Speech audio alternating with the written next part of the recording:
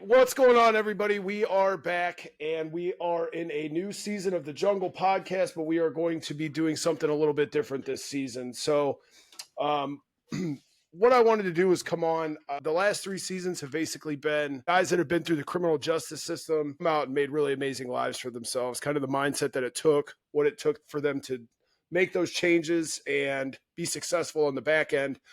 Season 4, we're going to label it Project Rebuild. And basically, what this season is going to entail is just normal people who have made great changes in their lives, done amazing things in their lives, go through some adversity, but come out on the back end shining. And guys, today I have a really amazing guy on the show. He's been a friend of mine since I started driving semis. We actually met on TikTok. We used to follow each other on TikTok, go back and forth with each other. He's a great guy. He was an owner operator. He just recently sold his truck and he got into more or less a fitness career. He's now a personal trainer.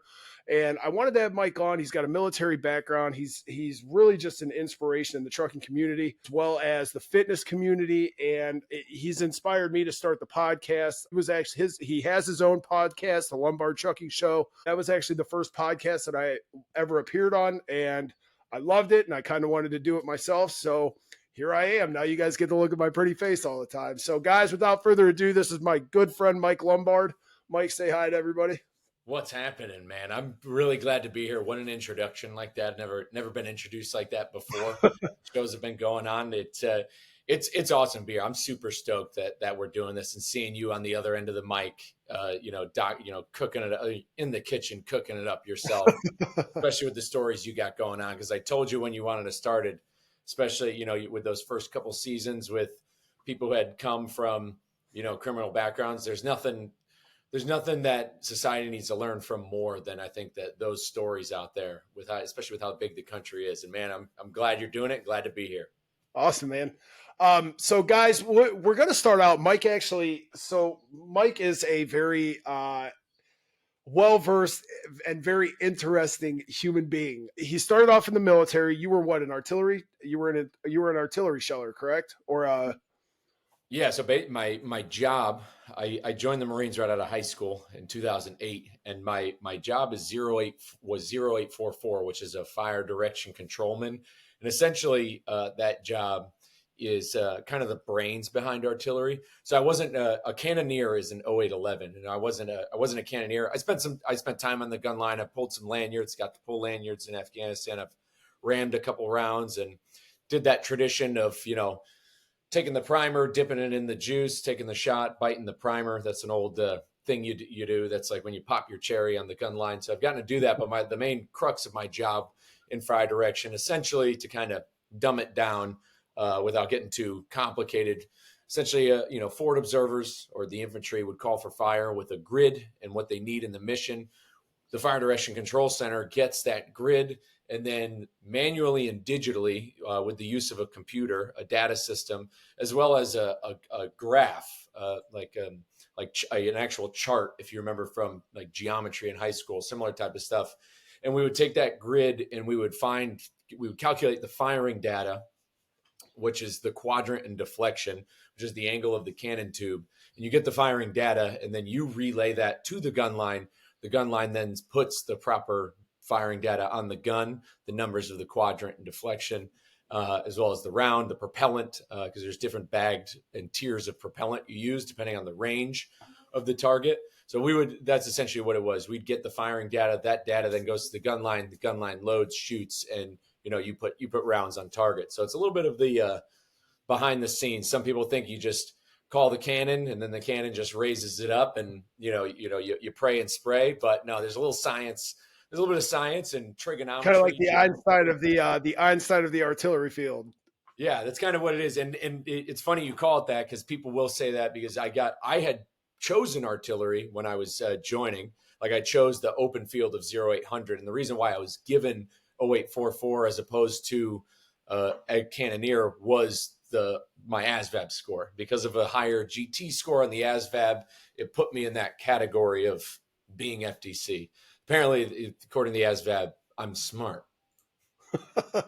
Well, according to the ASVAB, I don't think I did really well in the ASVAB, to be honest with you. But I didn't give a shit about school. So you'll have that. Yeah, So yeah, it's still a weird test to take, though. I mean, because there were tests on there that are like mechanically inclined questions. I remember some of those being like, I have no clue. But for the most part, yeah, I did pretty well. nice. Okay, so you come home from the military, and you had some other jobs in the midterm before you got into truck driving. I mean, you were a operations manager for Enterprise, or you worked at Enterprise for a while. Like, kind of didn't you didn't go right into trucking, Yeah, correct? I can kind of fill that gap. Yeah, what trucking ties into my family based off my family story. Like the name Lombard Trucking specifically, like the name of my show, that name does come from my family. So when my family came to the United States in the early 1900s, my grandfather's grandfather started the original Lombard Brothers Incorporated, which is known as Lombard Trucking. They were incorporated in 1923, and then that company grew. It was one of the largest motor carriers in the Northeast, and all up until they were sold in 1984. Now, my grandfather, he drove and was a part owner of Lombard for 30 years, and I grew up a good chunk. 23 years of my life, I had my grandfather with me, so I spent a lot of time, childhood, growing up, through high school, through the Marines, knowing him and knowing every bit of story that he had. So I've always known about truck driving, and it's been like in my wheelhouse from growing up, knowing about my family's history and their impact on the city of Waterbury in Connecticut. But you're correct. In the Marines, I had a few licenses. I had my MRAP license. I did get to drive an MRAP in Afghanistan. I did tow a Q-46 radar that had to be moved back into a different position, which is just a radar system. So I did get to drive a couple big trucks in the Marines. One of them being, internationally, which I guess is kind of cool. And I didn't think about that until like recently. But then, yeah, after the Marines, I got out in 2012. I went to college because I had the post 9/11 GI Bill. I went to school there, and I pursued a business degree in the realm of sports management because I was 22 and still, like when I was 18, didn't know what I wanted to do or where life was going to take me or even what I should do. So I went to school. While I was in school, I played lacrosse. I played club lacrosse at the University of New Haven. Then when I got out of school, that's when that's when the fitness really started to take a decline. Yeah, my first job, I worked in the management training program at Enterprise Rent-A-Car. So, and I was, promoted once to a management assistant there. I was there for 2 years. And then during that 2 years, long hours, it's sales, it's customer service. That's when the spiral started. That's when the scale started to rise. Habits changed. Living for the weekends started.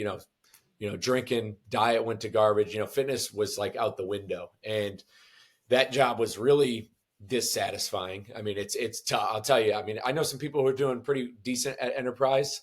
It's definitely a tough environment to work in that realm of sales and customer service. I mean, you're dealing with who you deal with is tough. Like you're like half your customers just got into a car accident, which if you've been to a car accident is obviously traumatic. So you're dealing with them, and then you're dealing with insurance companies, and then the other half of your customers a lot of times are criminals.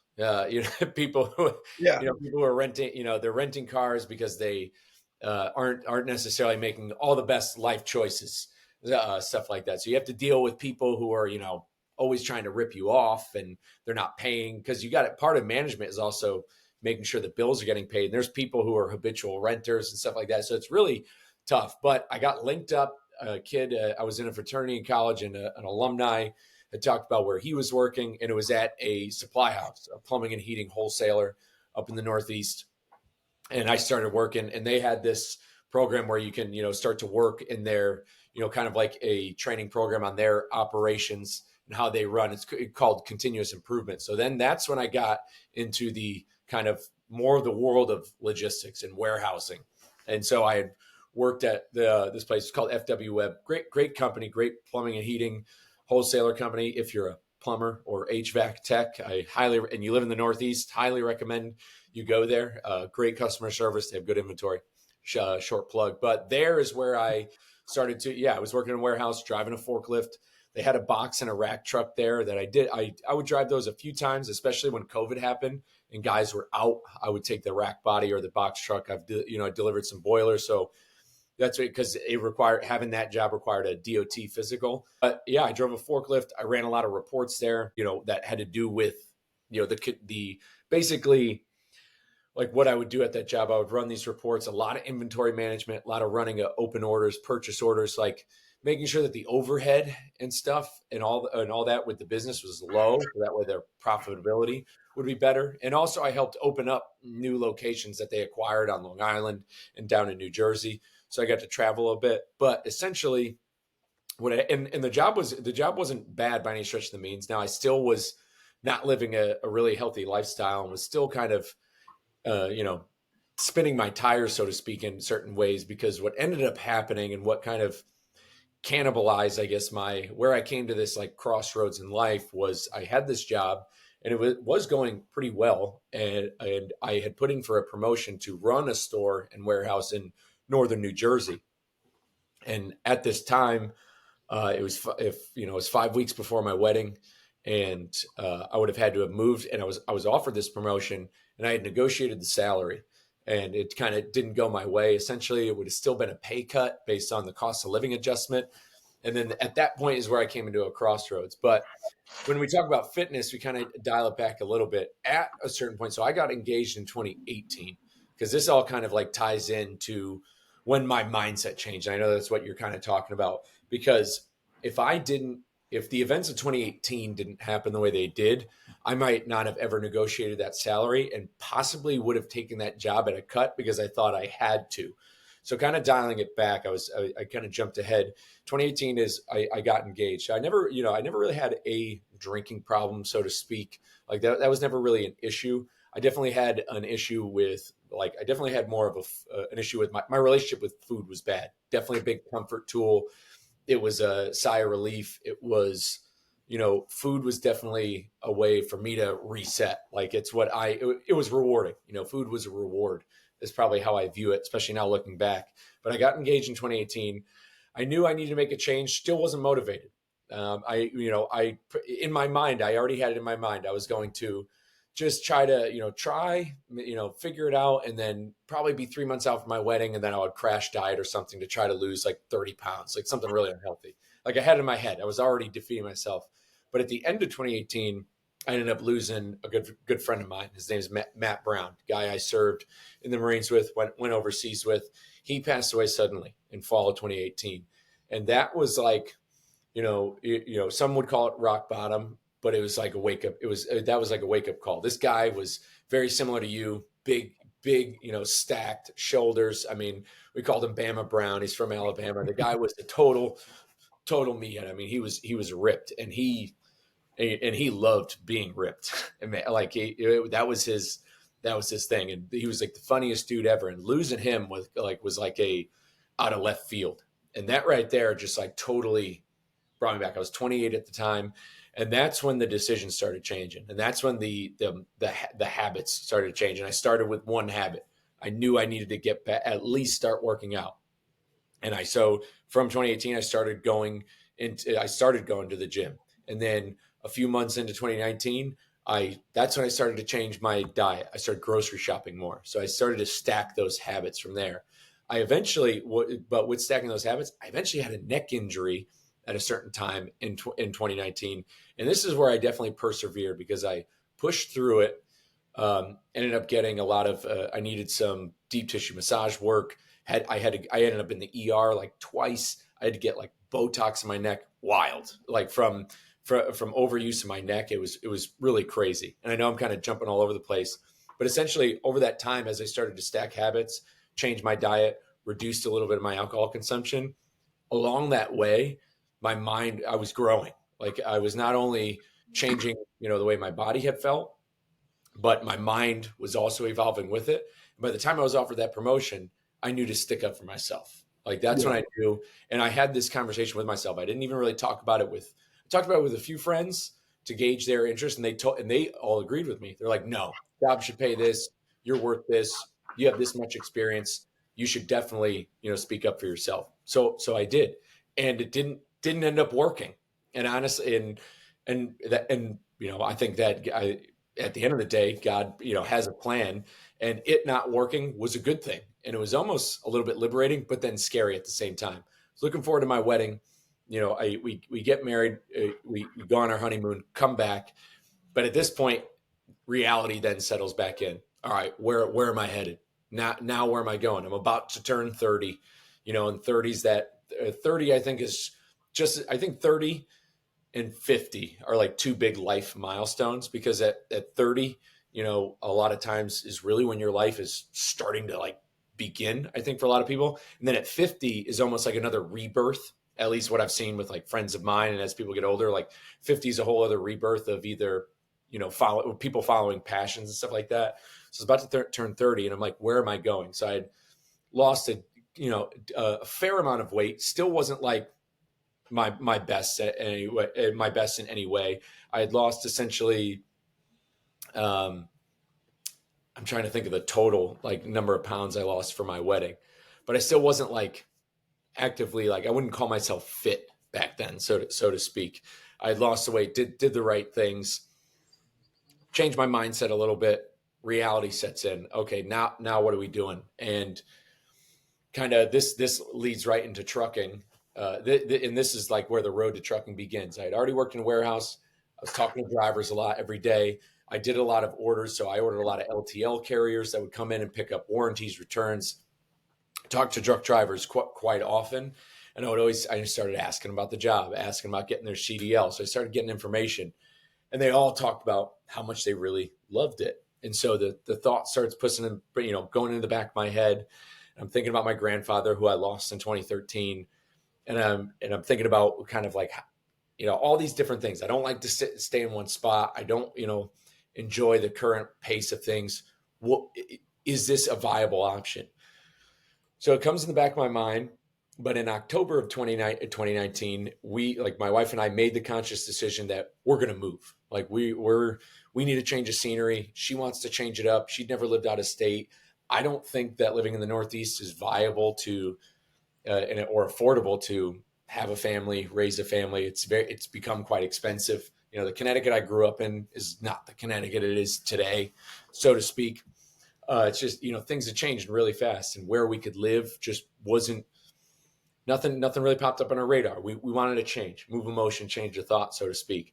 So I started applying to jobs, and some of those jobs were actually freight brokerages as well, because I was in theory working in the logistics wheelhouse of working in a warehouse, knowing kind of that side of things. So I was looking at jobs around, logistics, so to speak, that broad term, kind of like how I signed up for artillery, which is a broad term. And basically at the beginning of 2020, at a certain point, I just said, you know what? If I'm going to move, this is going to be it. I'm going to get my CDL, and I'm just going to go full bore into this. Instead of trying to find another job or job hop or see you're out there, I just figured if I just pick one thing and stick with it, I'm going to see where it goes. And that's where trucking moves in. We were supposed to move March of 2020. The big coronavirus pushed it back. We ended up getting there, right at the end of spring, like end of May. And then from there, came down here, and immediately started working towards getting my CDL, got the permit locked in, went to CDL school, and then started driving for PAM Transport. Now, along the way, I was still stacking those habits, like keeping myself mentally strong, keeping myself mentally strong, still getting in intentional daily movement, trying to be mindful of my diet, trying to drink less. And, but then here comes another crossroads is as I'm getting ready to go trucking, I start getting some data from my brother. And I remember him talking about this. I remember we were in the actual conversation. He was mentioning about how, you're on the right path, you're doing this, and now you're about to pick a job that could actually take years off your life. Look what it did to Pa, our grandfather. Yeah. And I never thought about this. Never once thought about the health implications of driving. So, and this is right before I go into CDL school, and I was like, oh no, am I about to cannibalize, the past all the work that I've done? Yeah. All this work I've been putting in. And, before I went, as CDL school started, I forced myself into running. Like I had never like running. I hadn't ran like longer than, not since probably I played lacrosse. I hadn't ran like more than, a mile or something like that. In until I started going to CDL school, I was like, I need to do something. So I forced myself on it. And then I bought the David Goggins book, Can't Hurt Me. And this is as soon as I was going on the road with my trainer. And at that point, I realized, okay, not only do I need to do this for my health, but now I have to do this. Like now I have to go full bore and go in, and yeah, I need to work hard, but I need to make sure I'm working hard on myself at the same time. And so as I was going in over the road, when I was with my trainer, and then early on, I just knew I had to prioritize this. And reading that Goggins book essentially is what set me up to say, I'm not only going to be a truck driver, but I'm going to be the fittest, hardest one I can possibly be. So there's a lot of things that you just brought up that I kind of want to touch base on, but I'm not going to go over all of them. But one of them you brought up was you were afraid that you were going to be sabotaging and cannibalizing everything that you would work so hard for. I got some pictures pulled up, so I'll run through some of them while we're going. But I was going to say, yeah, cut me off whenever you need to. No. I went through the same thing. Like I never put any thought into what driving a truck could potentially entail for my health. I just looked at it as an easy out because you and I have had the conversation. I was in a bad work situation as well. It was toxic. It was eating me alive. It was a desk job. It was just terrible. So I wanted out. Trucking was the next best thing to get out of management, that I would still make a decent living, but I never put two and two together that getting into a truck was actually going to be detrimental to my health if I didn't step things up a notch. So it's wild because mentally and physically, I think over the last couple years, I think I've made leaps and bounds ahead of where I was already. And I was already in the gym 3, 4, 5 times a week before that, but now it's I've gotten to the point where I've worked on myself mentally, physically, emotionally, so on and so forth. Cause once you go from an office job and you're around people all day, then you're by yourself in a truck all day.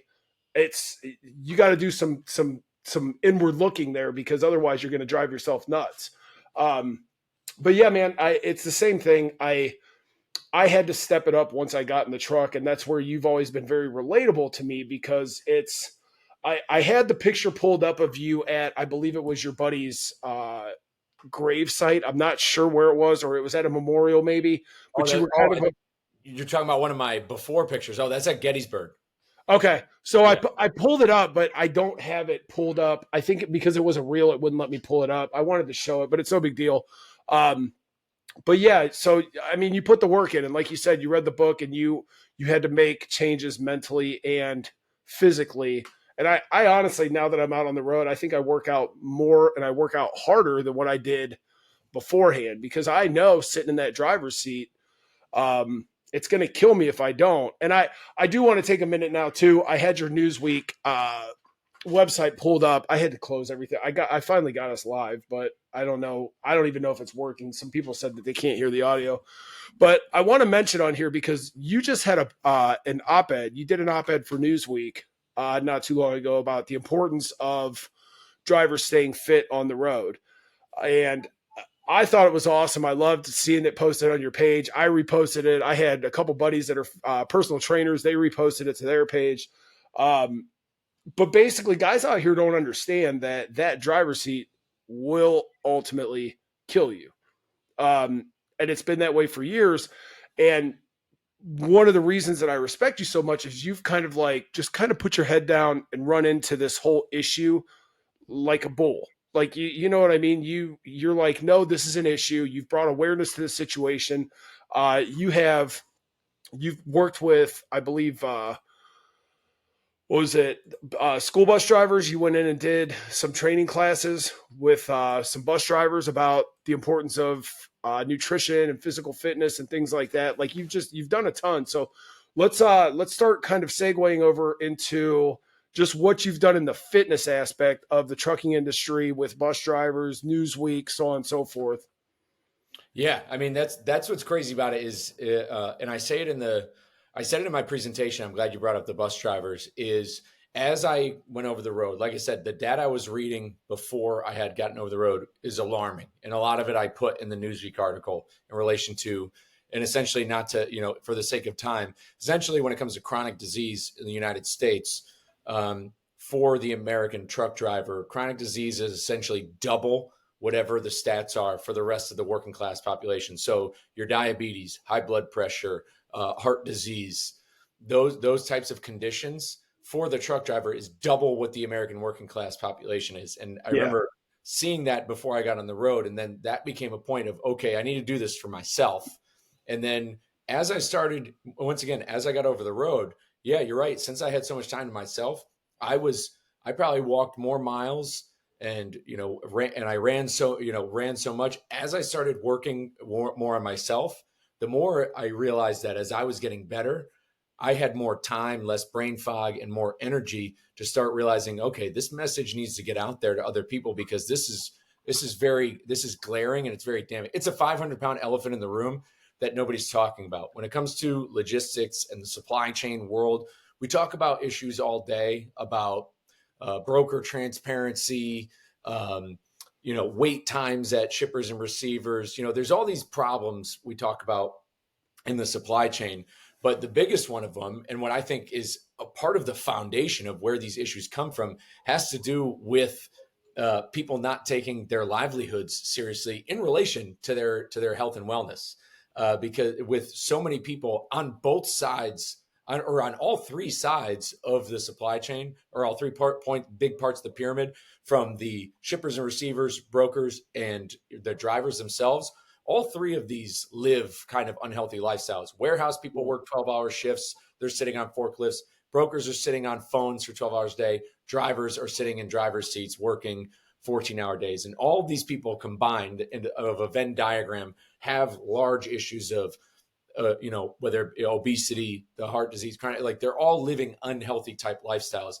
And that right there is going to affect your work life, how you act at work, how you are, how you treat people, how you talk, like the relationships you build.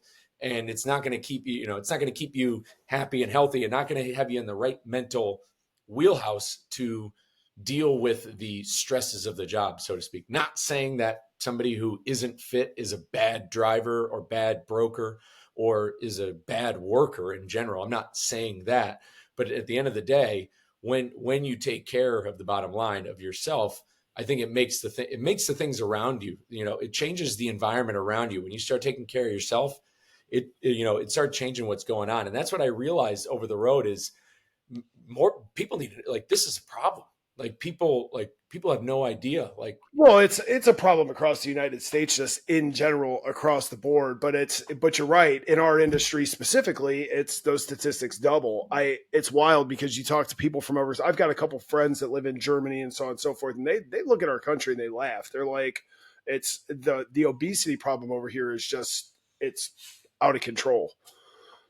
Yeah, and I know when it comes to, there's this common joke. There's a lot of fitness people I follow online, and some of them come with their own toxicity. But a lot of people are like, oh, I went to Europe for 2 weeks and all I ate was bread and drank wine, but I still came home and I lost weight. A lot of that is, and I get it. I'm not saying that the food here in the United States is the greatest. I know that we have issues with microplastics, all that stuff. That's the long game argument. The short game argument is the reason why that's true is because we do live in a society that is bound by the automobile.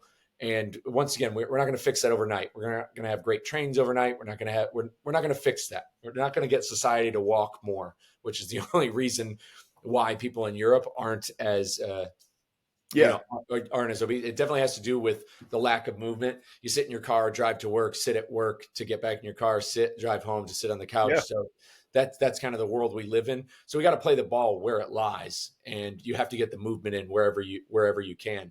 But yeah, I decided, I know that there's other people in the trucking industry, and I want to highlight that, like guys like Dr. Mark Manera, physical therapist out of St. Louis.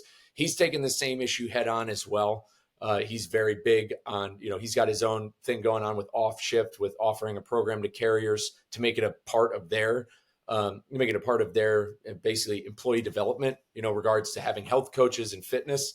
So there's other people out there, but for the most part, yeah, you got some other guys on TikTok who talk about their fitness and stuff, But that's the thing. It's like, it's one thing to make content and to, talk about how you're staying fit, but it's another thing to then, you've got to go ahead and be like, no, this is why. Like, we've got to talk about this. And it's the idea, because if you were to go into, I mean, and I use this reference about the driver shortage narrative a lot, but I mean, let's take the job of a police officer. If the health stats of the trucking industry were that reflective of police officers, how much of a problem would it be? Like, imagine if all police officers imagine if 2/3 of all cops were obese compared to the But a world. lot, I mean, but they are a lot. It's they are. I don't know about Yeah, 2/3. I don't know the statistics, but you're right.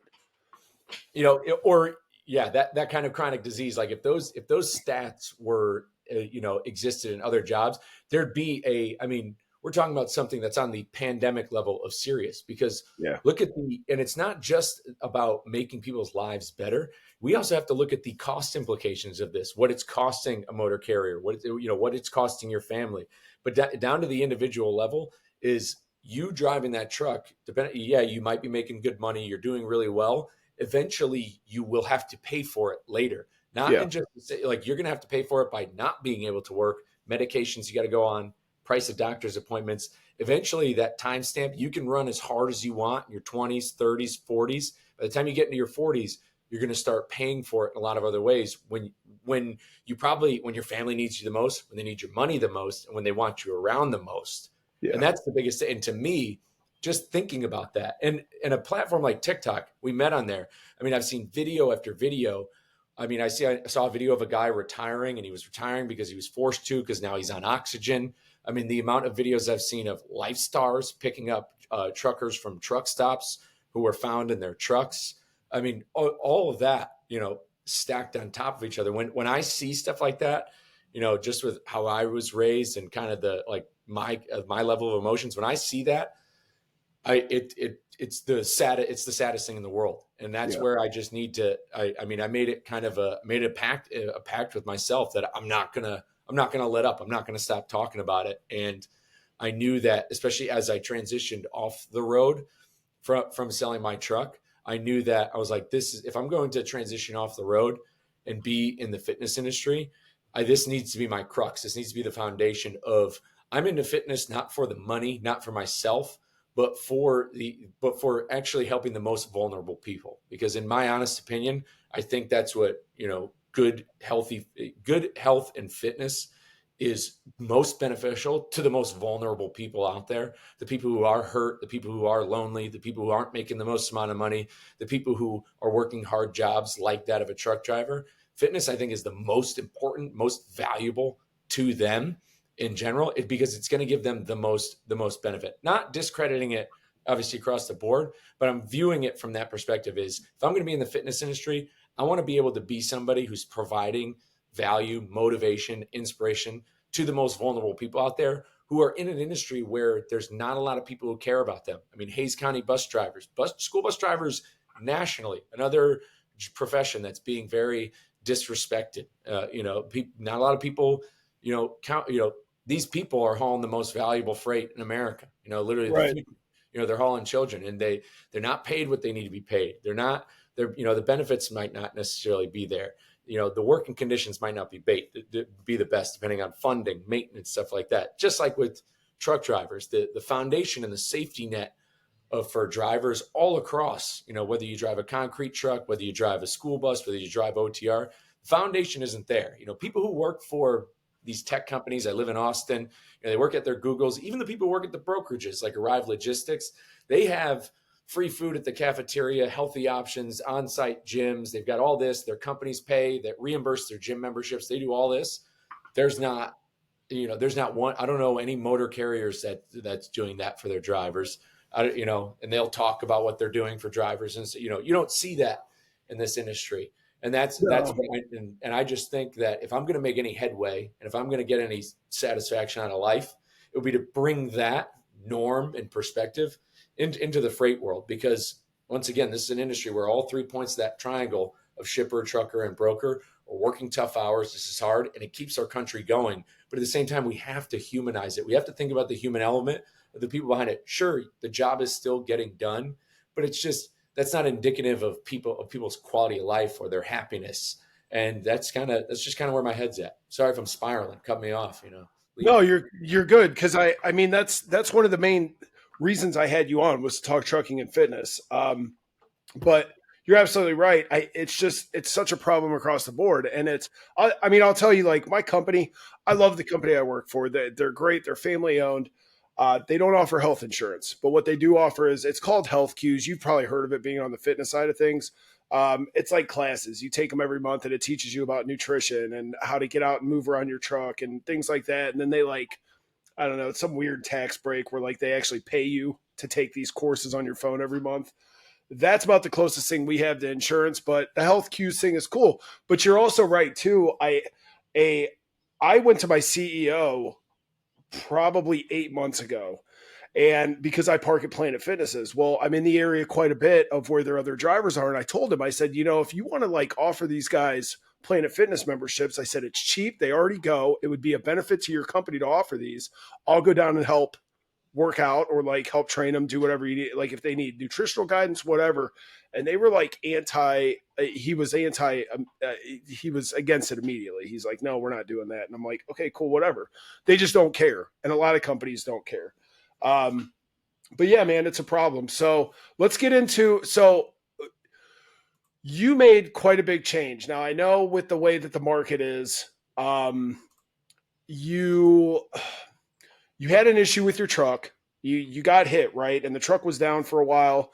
And then you kind of had been deciding, like you had gone back to Texas and you had been working kind of odd and end jobs, just trying to stay afloat while your truck was being repaired. And then the markets just continued to go bottom up. So you actually decided to become a personal trainer, which you were already a first form coach, correct? Before that? Yeah. So what made you just make the full leap into becoming a personal trainer? Was it so you could have more hands-on as far as motivating and leading people? Let's talk about getting into Orange Theory and what your mindset was to just kind of throw the trucking on the back burner for a while and go into being a personal trainer. Yeah, no, you got the timeline right. Essentially, yeah, what happened was May of last year, I was in Clive, Iowa, the Loves out there, right off 35. If any of you listeners have ventured out though, which by the way, if you're ever at that Loves, there is a Lifetime Fitness right across the street. You can get a day pass there. They got a pool, they got a big gym, sauna, stuff like that. So if you're in Clive, Iowa, off 35, Lifetime Fitness right across the street. Check it out. Worth the day pass, especially if you're there for a long layover. But I was back in there, and it's actually crazy because I'm thinking about it, because obviously we're a month away from May. We're coming up on the year anniversary of that. And the way that day like panned out, it's absolutely unreal. And it's like one of those moments again where you think that, God's trying to show you something. Because I remember I can go back on my Instagram and find you the picture, but I got parked. It was a beautiful day. The weather was perfect. Did a workout in the parking lot, shirtless, tarps off, as a flatbedder would say. Yeah, we were tarps off in the parking lot. I had those Bowflex dumbbells that I do, and I just make circuits. I use the tarps that come off the flatbed. Got done with the sick workout, and I took this really dope picture with somebody's Freightliner behind me. And I took this picture and then within the next 20 minutes of that picture, my life, got upended single-handedly, where I debated too. And I was like, am I going to go shower or am I going to cook dinner first? Cause I was starving. And, essentially, and we can talk about like how I stayed healthy on the road too. A lot of it had to do with cooking my own food. So I get in the truck, I break out my air fryer. I was like, I'll eat first, then shower. And so as I'm eating dinner, I had my curtains closed because the sun was kind of shining in. So I had the front curtains closed, and I was like eating, probably scrolling on TikTok, chirping it in Giuseppe's comments or something. And then I just start hearing crunching. I could start hearing the front end of my truck start crunching. And I was obviously, number one, the first thought that crossed my mind was, am I about to die? Because this guy's going to keep coming. And then I undo the shades, and I see he's coming back into my driver's side front end is where he's crunching into. And the fact that he like kept going too, as like after he hit the hood mirror, and kept going. And as I heard it, like I couldn't believe it took him this long to stop. And I got out, and I love explaining this because it's funny what happened at the phone call the next day. As soon as I got out, the guy, I get out of my truck and I'm waiting for him to get out. And this guy gets out, and he looks at me and he like smiles and shrugs, and he's like this. And I start like, I was steaming, like, to stop. Yeah. I was just working out. And I just start unleashing on this guy, like, screaming out, what are you doing? Dropping every obscenity out there. I was like, are you kidding? Blah, blah. And and I see the name of the trucking company too. And it was Eagle Transport LLC.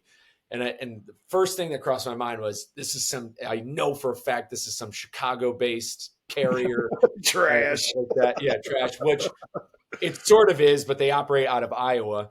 And, I get on the horn, I call the, Warren Transport where I'm leased on. They told me the information to get.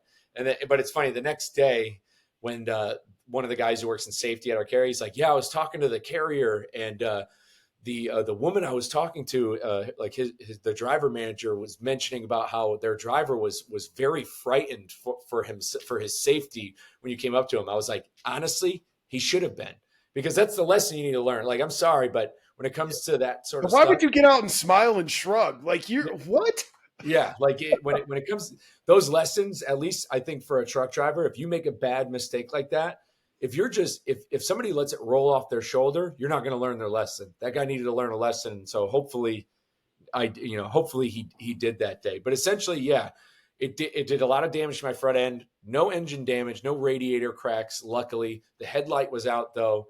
I still made a delivery. I delivered 2 big conveyor belts up to Thunder Bay, Ontario. But I couldn't drive like that because it's technically a DOT violation. You're good for a while, especially if the accident's recent.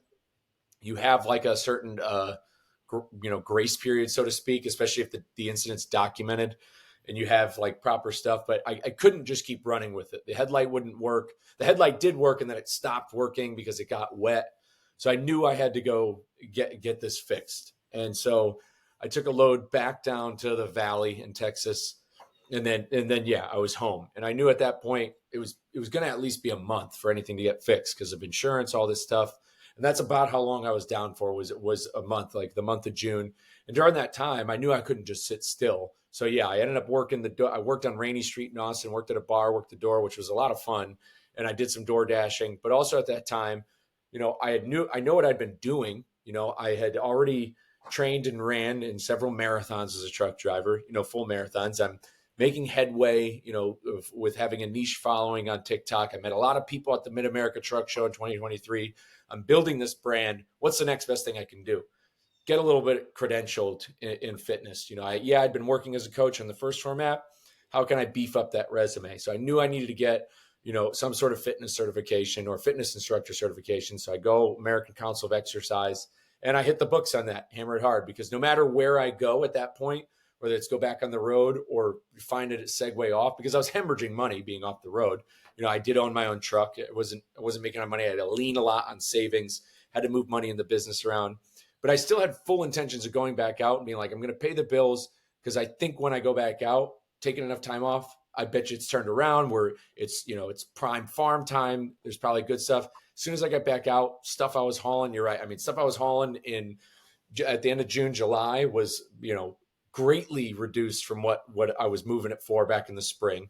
And I would talk to guys about this because there's people who picked up some of that freight on the spot market. I'd go pick it up at Deere in East Moline or wherever I was going to pick up tractors and combines. And they would talk about it, and Warren Transport was really honest about it. My fleet manager specifically talking about the market, telling me, and these are contract rates we had, telling me that they're still getting undercut. They're still, like, Warren's still getting undercut by people hauling stuff for cheap, even in the oversized, like, heavy haul realm, still stuff getting hauled for cheap. So I stay out, for the rest of the summer, pay some bills. But at a certain point, I had to make a decision, because while I got my fitness certification, my wife works at an Orange Theory part-time at the desk as a sales associate. And so I've known the staff there since we moved into our house at the end of 21. So I've known the people there for a while. One of the managers said, you'd be great here. And I was like, I appreciate it. Thank you. But I'm doing this right now. I don't know if I can. I was like, the economy is really bad. I don't even know if I could sell my truck if I wanted to. But I worked all summer and I realized I was like, I had two options. I can either pray, I can make it another year and pray I can break even a year from now, or I can cut ties, get off the road, move some money around, and break even now. And that was essentially the decision I was faced with, because I was not in a position to, because riding out the storm at that point only deteriorates the life of the engine of the truck. And when you think about it from the business and the macro scale, is even if I ride out the storm, which the storm still isn't over, for any of the truckers listening, storm's still not over. The bottom still really isn't out. I mean, I was just reading today about reefer rates. Reefers flatlining right now in the spring, because especially with produce season, how it works. So riding out the storm, depending on how lucky I got mechanically, I'm just riding. I didn't get into business to just have a job. Like, I got into business fully wanting to scale and grow. Reason being is because of what I said at the top of the show. Like, I got into business and I got my own truck because one of my best friends who's and him and I are still gonna, try and do business together. One of my best friends wanted to do it. We went in together on this truck because he was like, let's restart your family's old company. Like, let's do that. Do you think now you could be an owner operator? And we did. And we underwrote the business the right way. We did all the right things. We didn't get into it because we watched YouTube videos and thought that trucking was a get rich quick scheme. We did it because he wanted to invest in a business and try to start one. He's entrepreneurial. I had known, I had already had the podcast. I had known about, decent amount of info about the industry. I wanted to legitimately start a business, not get rich, but start and scale and grow a business where I can give people a good job. And so I wasn't about to just stay in that truck just to keep a job. And so I had a decision to make. I was like, okay, talked with my business partner about it. He said, I think you're better off at home and I think we could figure something out better. So made that decision, right before Labor Day, right at the end of August, got off. And, went through coaches training, and right there, got right off the road, went right, literally I got off the road, I think on a Thursday or Friday, and I went to coaches training, like almost right into that next week, and dove in head first. And no, I think I talked to you that week on the phone, and I remember when all this was like coming to fruition, and I was literally, not laughing at you, obviously, because you caught a tough break, but I was like laughing. I was like, this guy I was like, what? It wasn't a, what are you doing? Because it made sense. Like, it made all the sense in the world for you to go and get your personal training certificate. You know what I mean? But I guess I was just kind of like, I was not set back. I was just amazed. I was like, this dude, like, and that's the reason that I wanted to have you on, because you just rolled with the punches, dude. You rolled with the punches. You made decisions that needed to be made. You made them quick. You made them efficiently. And you have been doing great since you've been at Orange Theory. Dude, I really appreciate that, because it took me a while to realize the words you just said, because for a while when I started at Orange Theory, I felt, there were feelings of failure.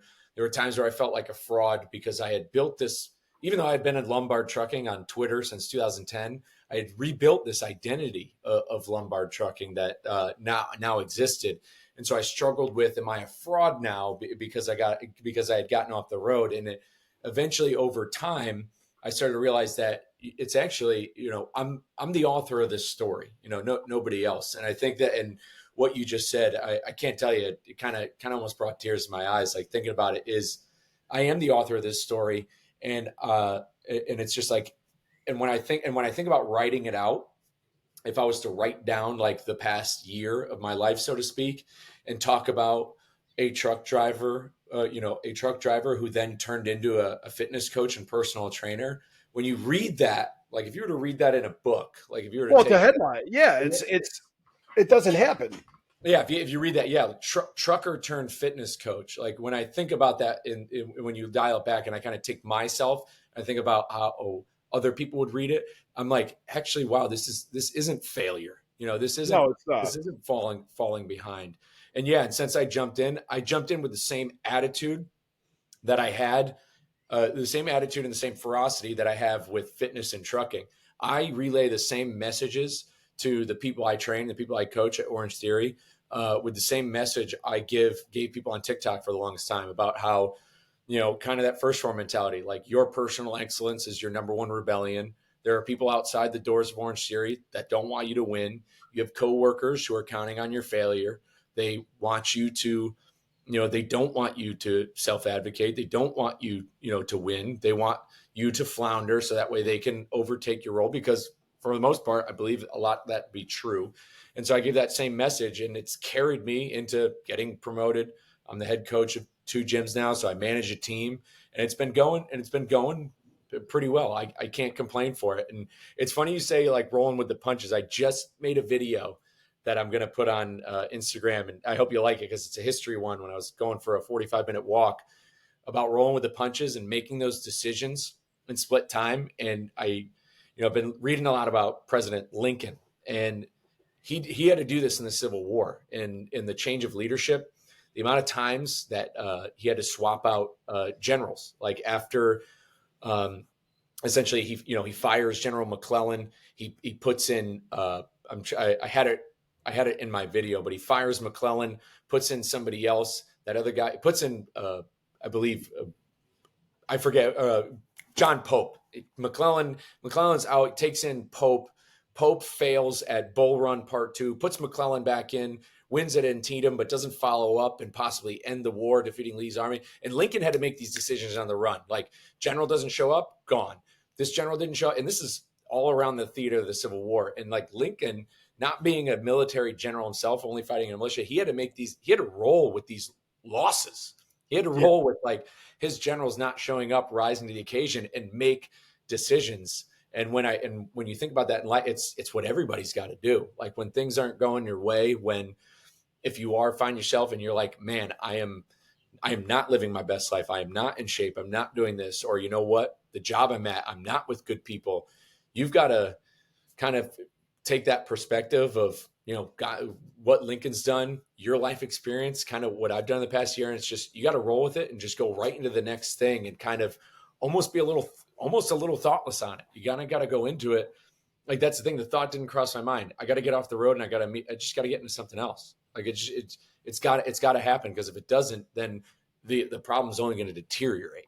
So, well, and I think I think the people that you see, and I don't want to use the word fail, but so there's a comfort in being complacent. There's comfort in complacency. And when you do the same thing and you're accustomed to just riding the coattails or like walking through your daily functions day in and day out and your daily routines, you get it. There's comfort in that. Like people don't like change. So again, like what I love about you is it's you roll with the punches. The second that something happens, you were back on your feet shortly after, and you were head down running through it like a bull. And that's why I've always looked up to you. That's why I've always appreciated talking to you and appreciated our friendship, because there's not a lot of people like that out there. I think a lot of people have that in them, but there's not a lot of people out there that are willing to put the work in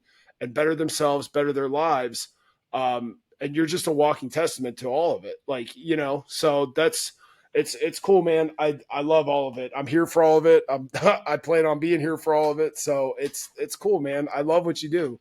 Dude, I can't wait for the podcast we're recording 20 years from now too. And just to see what the future holds. Cause I'm in it with you as well. And what I will say to touch on that, number one, can't appreciate those kind words enough, because at the end of the day, everyone does have it in them to do it. Yeah. I truly, and this might sound self-aggrandizing, but there's truly nothing that, I'm not a special guy. I wasn't born with, I'm not the lightest on the eye, so to speak. I'm not a model. I'm not over 6 feet tall. I'm not. There's a lot of things I don't have. I wasn't born, to a very affluent, wealthy family. My dad never finished high school. I wasn't. So there's nothing where I like. there's nothing crazy or special about me as a person. Like I'm a regular dude. And look, and what's it called? All the stuff I'm doing, I'm not me myself. I don't have money pouring in overseas. Like I've made a lot of content, 100+ episodes. I'm not making money, but what am I doing along the way? I'm I'm becoming insanely fit to the point to where I never knew I could be in fit in regards to fitness challenges. I am putting a positive message out there, which is getting me invited to a lot of places to meet great people to hopefully influence some sort of change, because that's really what I want to do. So it's not like I'm monetarily now like more wealthy than literally anybody. I mean, I think I know a couple companies I could probably go drive for now and I'll make more money than I do now, so to speak. So it's not like I'm rolling in the dough because of these decisions, but I'm still like, but the amount of fulfillment that I'm getting, my mental health, the amount of, way I handle stress, and, in regards to things I used to suffer from, anxiety, depression, Yep. bad eating habits, all of those are now, those seas have parted. So now I can focus on the challenges at hand. So going back to the root cause of this, like when I created this foundation of just trying to become as elite as possible, which really started when I went over the road, those problems of which are huge roadblocks like anxiety, depression, eating habits, all those things, brain fog, fatigue, when those are pushed to the side, you have a lot of challenges in front of you, but you have a clear path to be able to take them head on. And that's exactly kind of where I'm at. So like there is nothing really, like people think it's crazy that I was able to run, I've ran 6 total full marathons, 5 as a truck driver, 4 in 1 calendar year. I'm not, like I said, I'm not a gifted athlete. I could have probably swam. I swam in high school and I could have maybe swam D2. I could have done Division II swimming if I stuck with it and maybe gotten a little bit better over the course of college, but I'm not some gifted tier athlete. I'm not, I'm not an All-American. I didn't have any scholarships. There's nothing like, none of that was ever riding for me or ever in my favor at any certain time. Regular guy, average by every stretch of the means. But once you realize that your body can push you past the limits your mind tells you, that's what I've been telling a lot of the people I've been training. Like, your mind sets so many limits for you. Before I got inside the truck, I was like, you know what? I'm going to be fit, but I don't think I'm ever going to like do anything crazy, like run a marathon. Then I read the Goggins book, and that just changed my mindset. And then I ran my first marathon.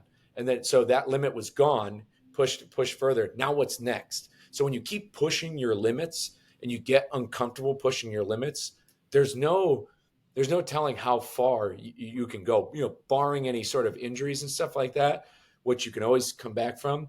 There's no limit to how far you can go or where you're going to go, because I mean, just in even not even on the physical side of things, but where you're going to go with who you meet. I mean, next week I'll be in Kansas City at a broker carrier summit, talking with a lot of brokers and motor carriers who are going to be there. Even a year ago, I would have never imagined I'd have an opportunity to be a keynote speaker at an event like this.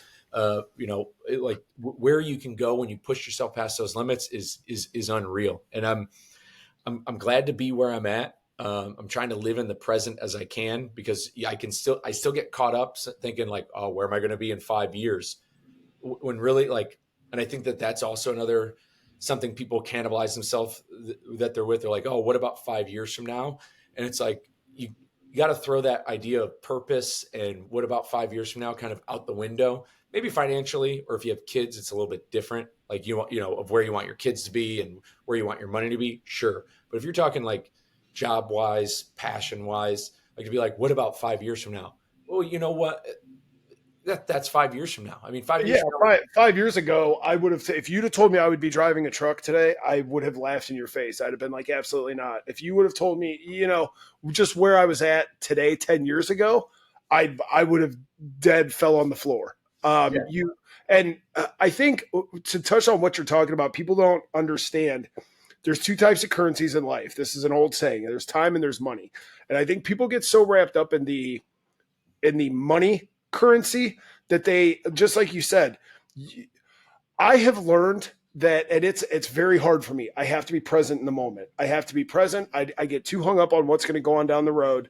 And for the longest time, I got too hung up on money and where I was financially, status wise, my positions in my companies, and I never really had time to appreciate. I mean, I made leaps and bounds when I came home from prison, to the point where I basically ran the last place that I worked. I ran that company. I never took the time to appreciate it, and I ended up losing it because I didn't. I thought I had arrived. But yeah, man, people get too hung up on stuff like that, and it's just like you said, being present, being in the moment, and not focusing on, not worrying about, not even focusing on. Obviously, you still have to focus on it, but not worrying about where you're going to be in 5 years. Yeah, That's in 5 years we're going to have another president. There's going to be a new company that comes out, a new, there's going to be a new technology. There's going to be 2 new iPhones. There's going to be so many. There's going to be so many yeah, new things in the next 5 years, and new this. Why like if you want to, if you want the you, if you want the you next 5 years. I don't know. I'm kind of stuttering because this is something I've said before in a video. But if you're talking about the person you're going to be 5 years from now, if you're so worried about it, talk to that guy. Pretend yeah, you're having a conversation with you 5 years in the future. What do you want the you 5 years in the future to tell you now? Is the way you got to spin it. Some people always yeah, say, like, oh, I wish I can go back and talk to 18-year-old me, 20-year-old me. No, spin it around a little bit. Imagine having a conversation with the guy with 10 you. years from now. Yeah, Yeah, you 10 years from now. What do you want him to tell you? What do you want him to tell you? What would you tell him, the guy in the future? What would you tell him? Think about that advice. Think about what you can learn from. And in the same yeah, way, go back to 18-year-old you. Pretend you're having a conversation with 18-year-old you, and don't worry about what you would tell 18-year-old you. Think about listening to what 18-year-old you would tell you, their view on life. That's going to gear you for the next 5 years ahead. You take care of, you just follow, you follow the present moment. You take care of the 24 hours in front of you. The next 5 years are going to come. And in 5 years from today, you're going to be super happy. You're going to be yeah. up. Oh yeah, man. I like how I like how you just flipped that and said talk to. I mean, I just turned 40. Talk to 50-year-old me. Um, yeah, I wish I could go back. You know what? I don't. I I am very content at this point in my life being where I'm at, overcoming the things that I've overcome, doing the things that and learning more about myself and learning to, like I said, be present and appreciate the things that I currently have and not focusing so much on what I could have had or where I could have been at. And I real quick, I do want to go back to just what you touched on at the beginning of that. And it's everybody does have the ability to change in them. And I think coming from me, and probably you see it a lot at Orange Theory too, when you start placing doubts and you start placing limits on what your physical capabilities are, what your capabilities are across the spectrum. um, People need to just stop placing limits on what they feel they're capable of and just adapt the Lombard mindset and just go do it. um, that's anybody's capable of anything. So Yeah. I yeah, man, I love that we were finally able to meet, man, down at Matt's and hang out for the night. That was probably the highlight of my Matt's experience was being able to come down to the Truck Smarter party, hang out with you, and then go down to 4th Street. No, And that was a uh, big life highlight for me right there, because to me, it's only the beginning right there. I see a lot of, I mean, there's so much potential for you and I to work together in the future that I've already been thinking of. And yeah, because I like to dream big on like where I see myself in the future. And I think there's going to be opportunities where we're very much, I mean, I think we're already working together. Our missions are pretty parallel.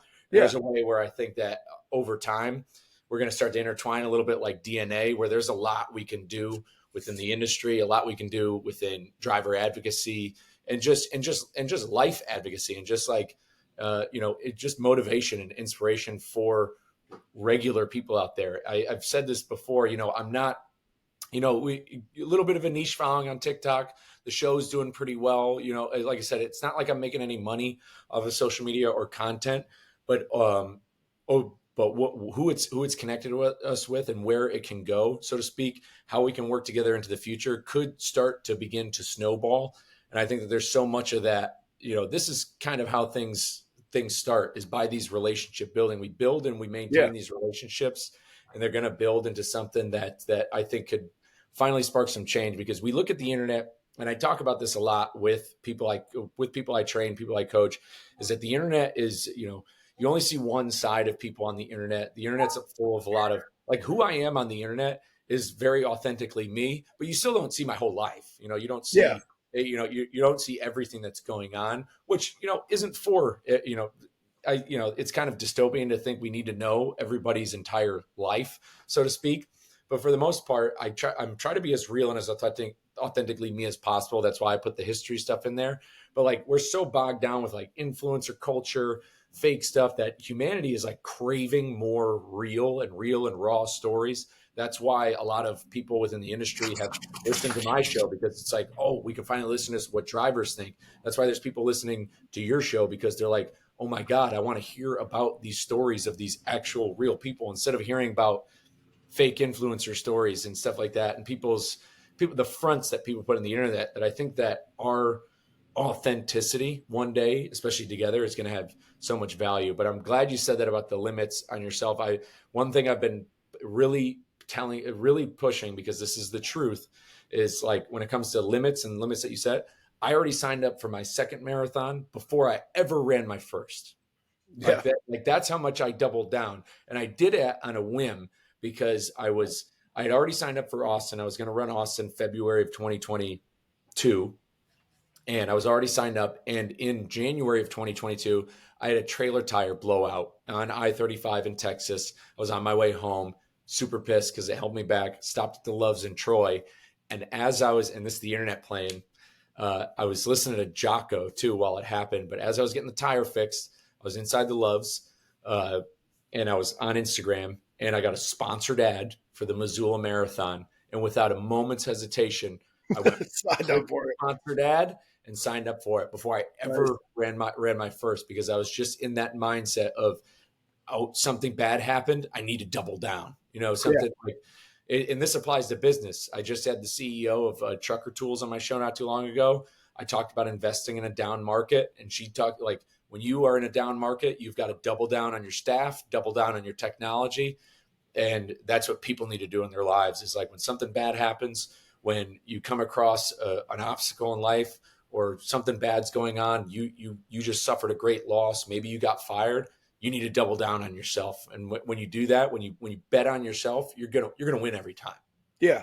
No, people get so hung up on something bad or traumatic happening, and a lot of people, I mean, anymore especially, don't take the God element from it. Like, there's obviously somebody else in control here, so just ride it out, let it happen. Like you said, double down on yourself and fucking get it done. Like, Yeah. that's what it all boils down to. So, When something bad happens, a lot of people will say, oh, especially people who, necessarily aren't the most religious, he's abandoned me, God's abandoned me, this and like that. And what's actually happening is, when bad stuff happens with you, he just jumped in the fight with you. Like yeah, that's exactly what happened. When you just suffered a loss, if somebody betrayed you, you just got fired, he's not ignoring you. He's actually right there in the trenches, right yeah. next to you, ready to take on the next obstacle. Yeah, and I mean, even from a religious aspect, that holds true in a lot. I mean, just in real life, when you're favored, you're a target. Like, that's, so you're gonna get hit harder when things are on an upswing, and you're gonna feel it more when you hit that low.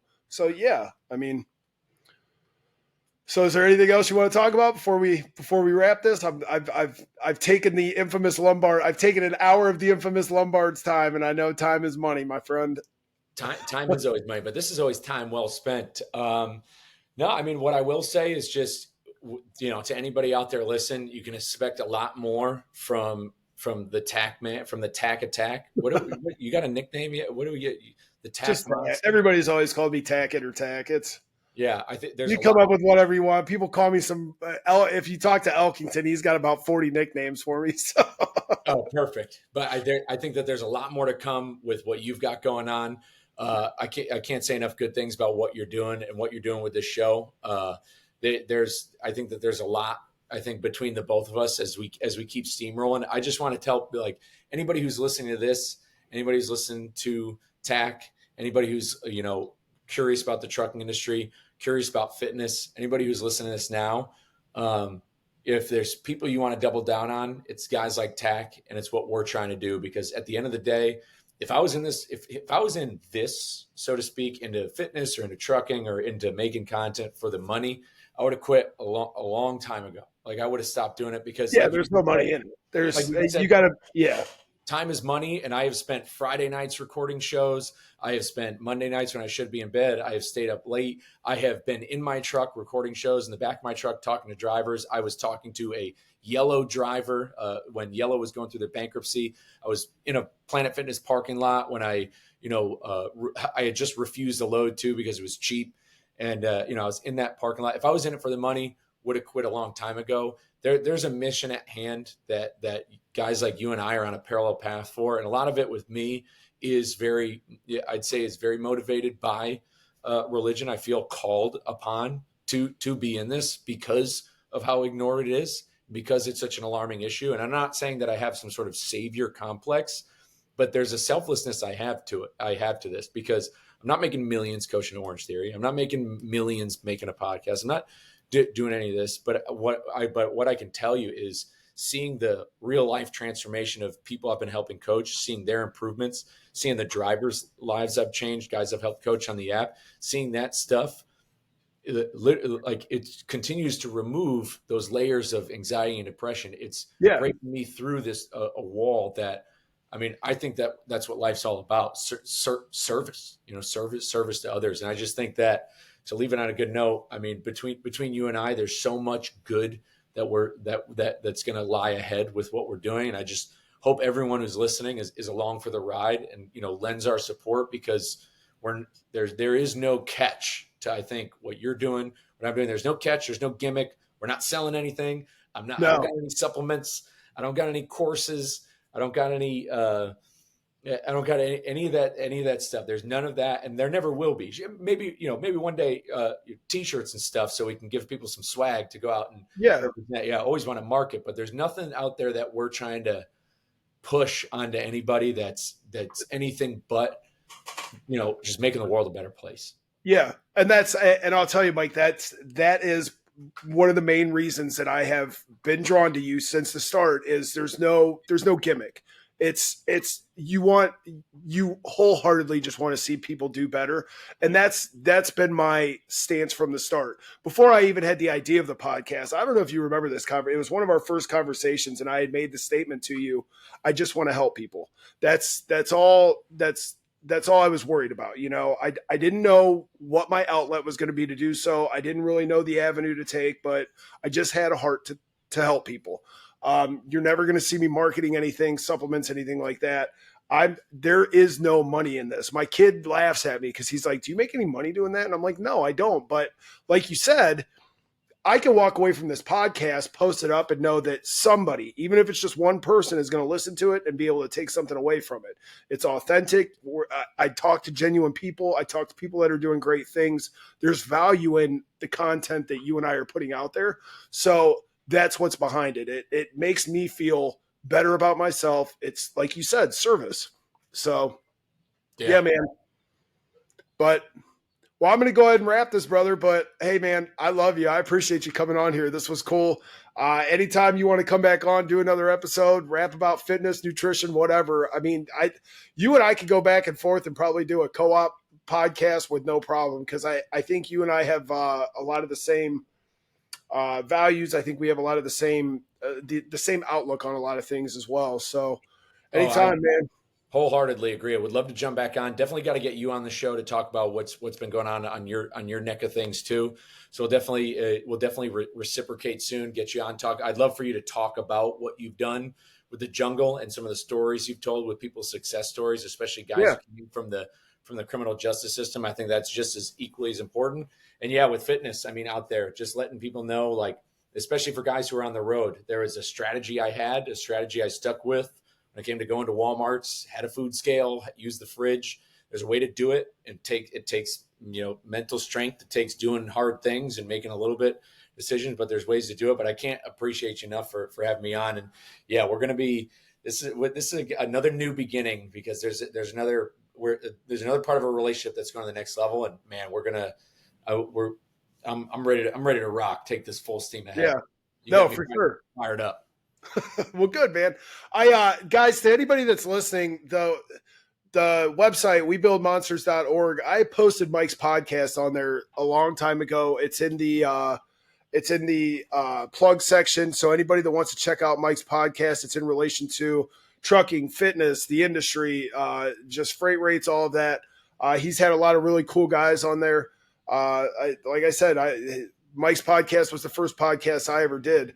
But anybody that wants to check Mike out, and also, like we were just stating, guys, we're not in this for monetary gains. We do this because we just have a heart to help people. I know Mike's that way. So if anybody has questions about how to stay in shape in the truck, how to eat better while you're in the truck, I field phone calls all day long from just guys that'll go on the website. They'll hit me up on Facebook.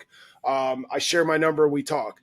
I know for a fact Mike would be willing to talk nutrition. Mike is also a first form coach. If you get on his social media, go ahead and shout out where that people can find you at on social media.